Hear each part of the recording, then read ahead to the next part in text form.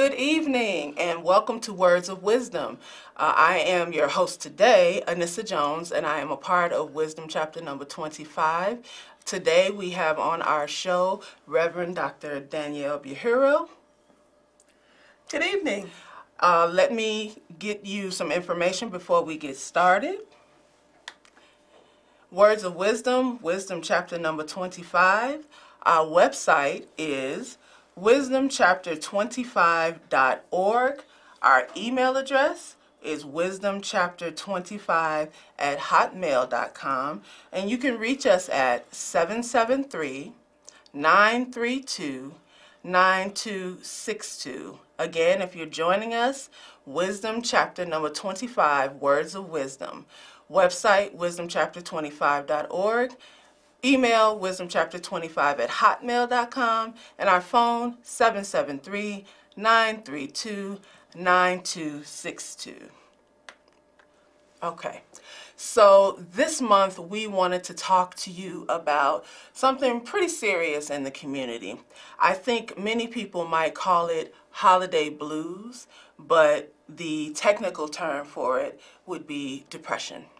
I know that this time of the year, there are a lot of individuals in our city who may be experiencing loss and may be experiencing tragedy, and sometimes it's a difficult situation to deal with. And so what I really wanted to do was bring Reverend Dr. Buhiro on to talk about her role in the city, and she can speak to us about some of the symptoms and maybe some of the relief that you might be able to find in the city. So let's start with that question. Dr. Buhiro, can you tell us a little bit about yourself and your work? Awesome. Yes. First of all, let me say I am so thankful and honored for the privilege to be here with you all this evening. Thank you so much to my dear sister, Anissa Jones, for this opportunity. This is a subject that I am deeply passionate about. As our sister Jones said, we typically call this time of season holiday blues. This is also a time where we also recognize this season for what some call in the psychology field seasonal depression. Seasonal depression usually begins in the fall months and usually runs rapid until the end of the winter months. And so we see from September to the end of February or beginning of March, where persons wrestle the most with seasonal depression. Now, that's for a couple of reasons. First and foremost, studies show that weather may sometimes dictate or impact persons' moods.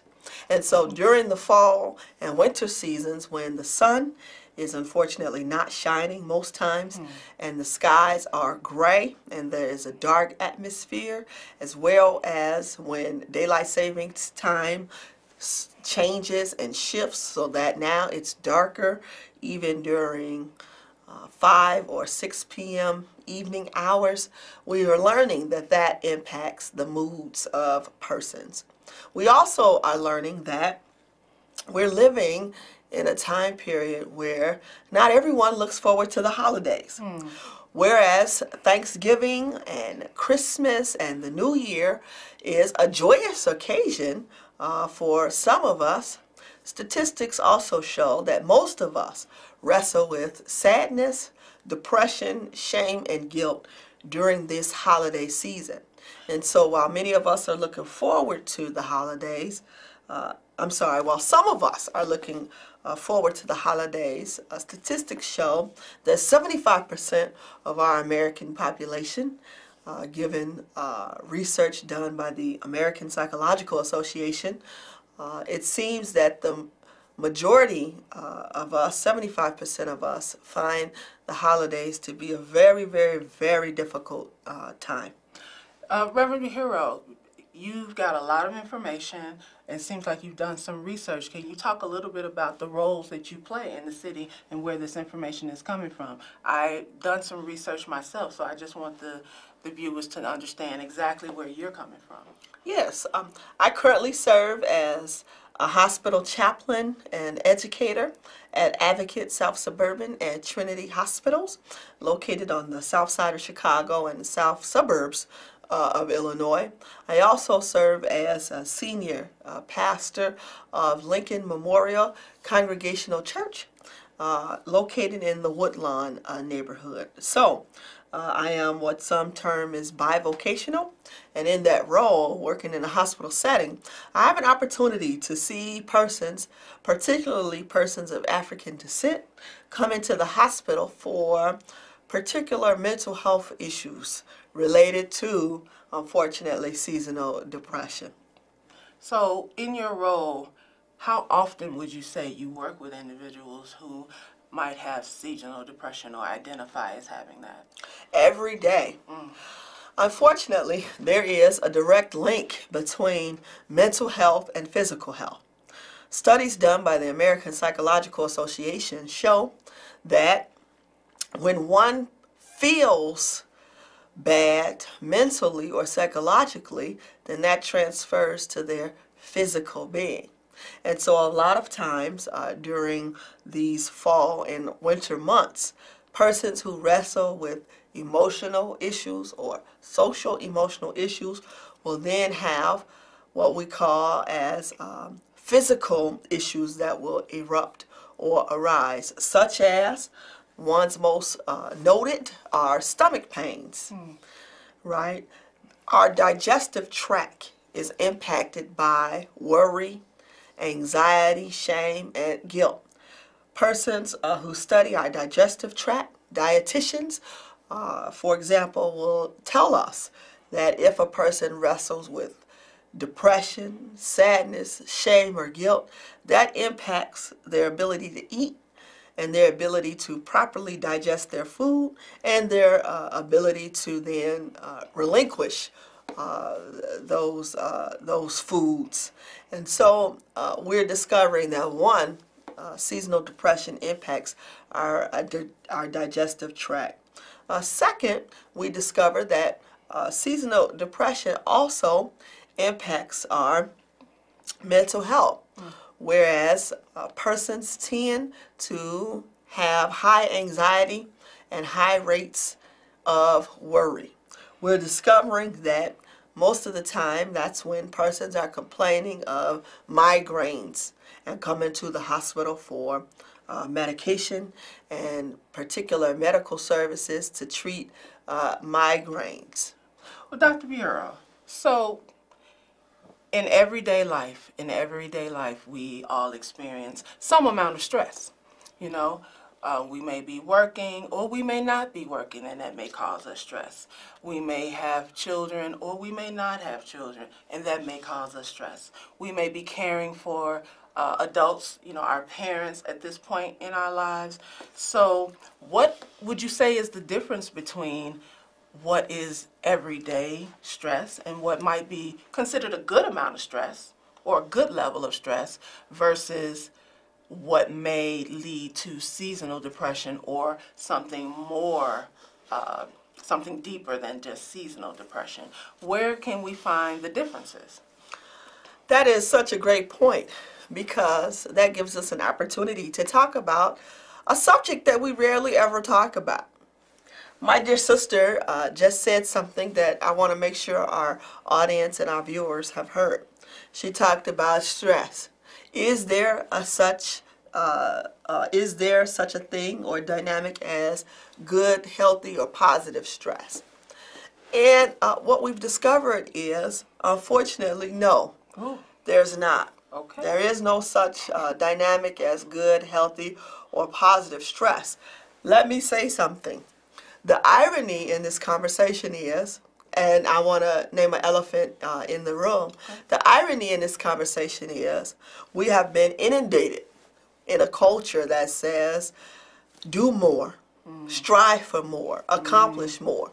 And so that we actually start to pick up stress more in our lives, and because we are used to it, then it's not a problem for us anymore.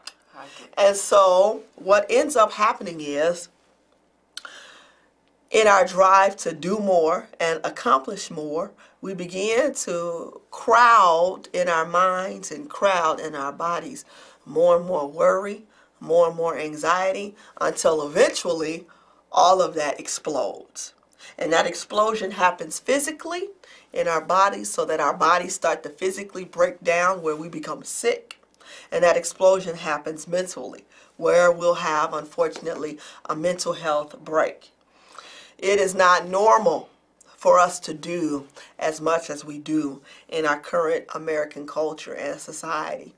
And so when we have these questions or these conversations about depression, we have to instinctively have a larger conversation about societal ills. Why is it we have to deal with racism, sexism, classism, poverty, unemployment, single mothers? Something that I'm calling urban chaos these days. Yes, perfect. Let us use that phrase for the rest of our time together. Urban chaos causes high rates of mental health conditions. And so we see that this sociological urban chaos begins to impact us. And unfortunately, we also begin to promote a myth or a stereotype, which says that, first and foremost, we have to do more. And then we even create spiritual and theological perspectives that say the divine, whatever you call the divine, God, Yahweh, is pleased with us because doing more. Yes, we create cliches and slogans that are theologically inaccurate that says busyness is pleasing to God. An idle mind is the devil's workshop. But what we begin to see is that is not true. This constant work mentality and theological framework that we push is wrong. And so I challenge, as a pastor, our Christian community, our religious communities, that tell folks you have to work more because that is pleasing to God. I challenge our Christian church and our Christian communities to say that that is inappropriate. The second dynamic that impacts this conversation is African enslavement. Okay, I'm going to hold you right there, and I want to make sure that we catch anybody that may have just joined in, and let you know this is Words of Wisdom with Wisdom chapter number 25. Our website is wisdomchapter25.org. Our email, wisdomchapter25@hotmail.com, and the phone, 773-932-9262. What we hope that you would do is call in, and if you have some questions for either I or our guest, Reverend Bihiro, you can call in to 312-738-1060. Again, the number to call in and ask questions or make a comment is 312-738-1060. We would love to hear from you, our community, because we want to definitely get you engaged and involved in this conversation particularly, but we hope that you would also bring forward resources that might be available for anyone in our city to be able to connect with. Okay, so I think we were talking a little bit about urban chaos. Yes. And the idea that the ability to do more, actually with less, I think, is not pleasing. It's not pleasing to us physically, emotionally, probably socially, and definitely mentally. So let me ask you, what can an individual who identifies as having seasonal depression or some anxiety disorder like that, what can they do to get some relief? And I think I'd like for you to answer in kind of a layman's terms, because maybe folks don't necessarily understand the technical terms, but we really want people to be able to understand how to help their neighbor, how to help their friend, how to help their sister, cousin, brother. Okay, thank you for that. Let me go back for a second. As African American persons, we, since the days of African enslavement, have been indoctrinated with a belief by white slave masters almost hundreds and hundreds and hundreds of years ago that we as African Americans in particular have to work more.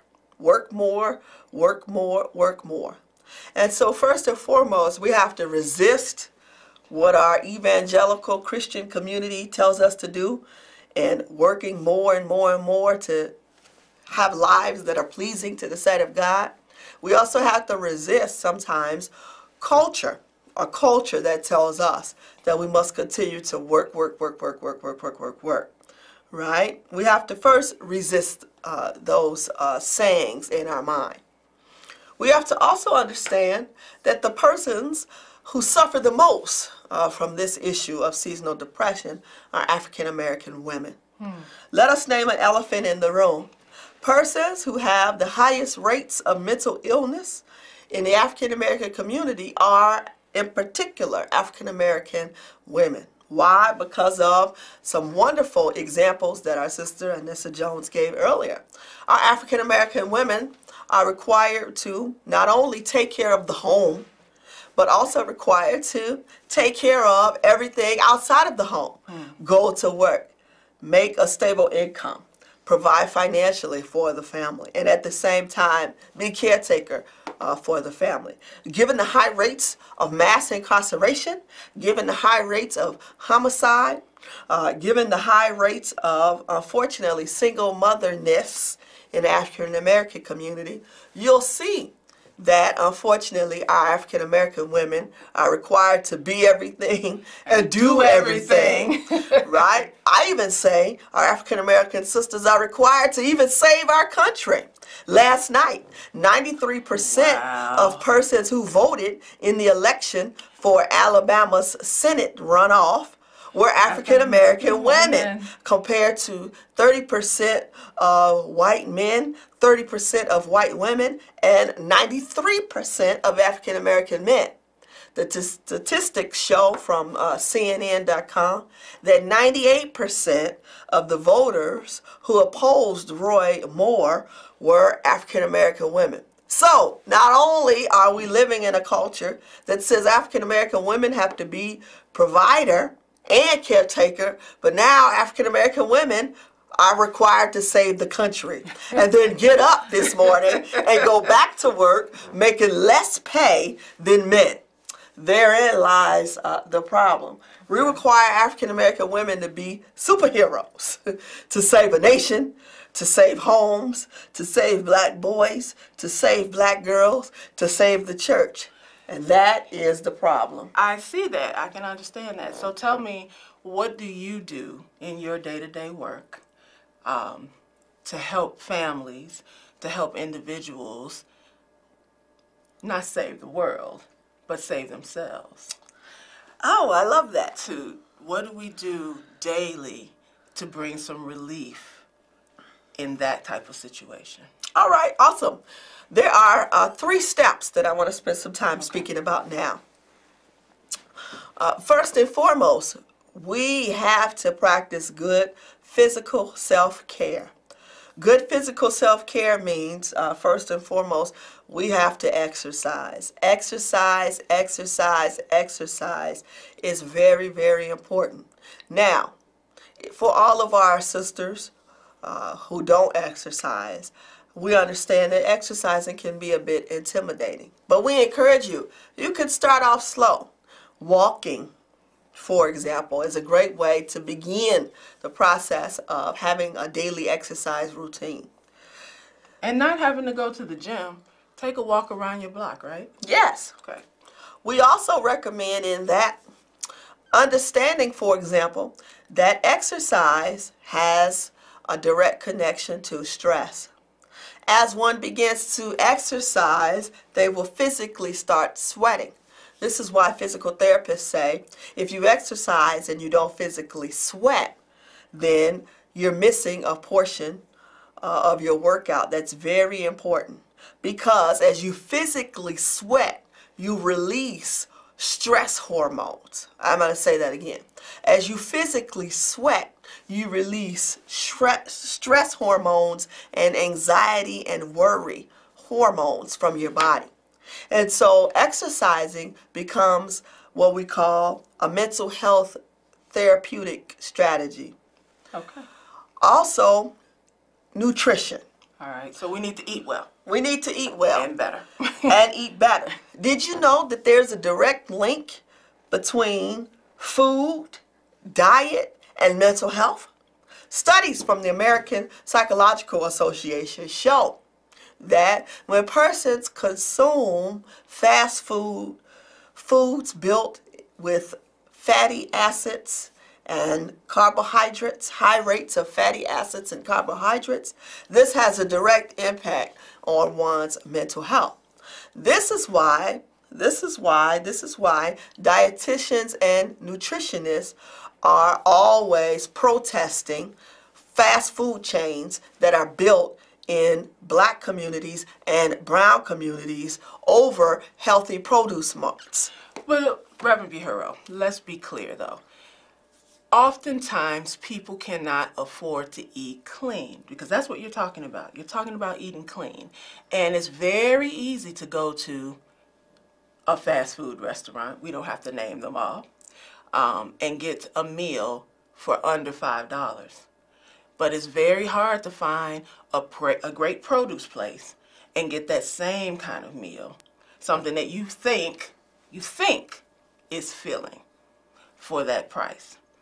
And there are lots and lots of what I call food deserts, right, in our city. So what is it that we can be doing, again, attaching this to depression, to seasonal depression, and to other mental health type of illnesses? What can we be doing to affect that kind of change?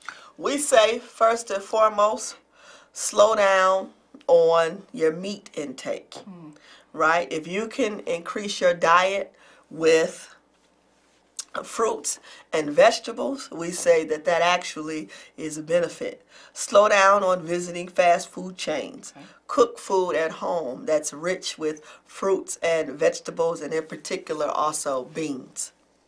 We say also it is important to rest. Figure out times when you can sit at home and do absolutely nothing. Oh, when would that be? We also encourage persons to limit tobacco use and alcohol use, as tobacco use and alcohol use also impact our mental health. Last but not least, we encourage persons to seek mental health counseling. Everyone should have a therapist. Usually, we look down on professional psychological services. We think that only people who are crazy should go see a therapist. That's not true. We recommend that you visit psychologytoday.com. Again, that's psychologytoday.com. And go to a therapist where you can begin to talk out your stress, okay, so that you're no longer physically carrying it in your body or psychologically carrying it in your mind. If there's not opportunity for someone to get to a therapist, let me add something to that. One of the things that I think is really important is that you don't isolate yourself. It's very easy to become isolated, to remove yourself from friends or family, to do less at work, to do less at home, and to try to shield other people from what you are feeling. But I would say to any individual, please share that information with your friends and your family so that they too are feeling much better. All right, we've come to the end of our time, and I want to thank Reverend Dr. Bureau. Thank you For coming on. This has been Words of Wisdom, Wisdom chapter number 25. You see the website and the email to get to us, and we thank you again for being a part of our show. We'll see you next month. Take care.